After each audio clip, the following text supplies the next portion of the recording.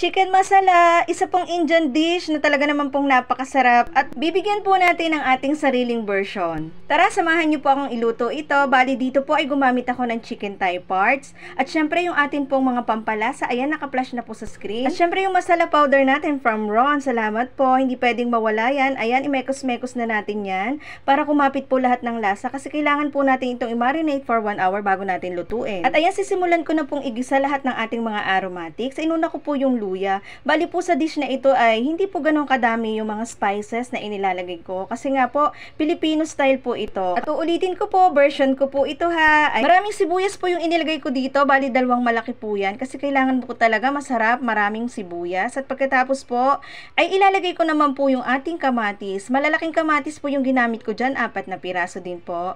At pagkatapos tinimplahan ko na po ng patis para po magkaroon naman ng lasa. Ayan, pisa-pisain lang po hanggang lumabas yung kanyang katas. At pagluto na ang kamatis, pwede na po nating isunod yung ating minarinate na chicken.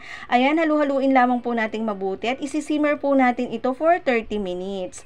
Yan, pero every 5 minutes po is ipipilip po natin yan para naman po maging even yung ating pagkakaluto sa ating chicken. At sobrang bango po talaga, nakakagutom. Hindi ko pa po ito na ilalagay yung iba pang mga ingredients pero parang ang sarap-sarap na pong kainin. Ayan, pag medyo nag-dry up na po, pwede na po nating ilagay yung ating coconut cream. Pero yung totoo pong masala, ang ginagamit po nila dito is yogurt. Syempre, Pilipino po tayo, kaya coconut cream po yung gagamitin ko.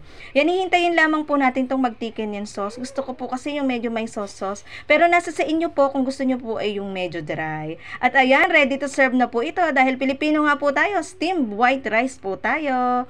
At ayan, sana nagustuhan nyo po itong aking masala chicken. Kain po tayo. Salamat sa panonood. Bukas ulit. Bye-bye.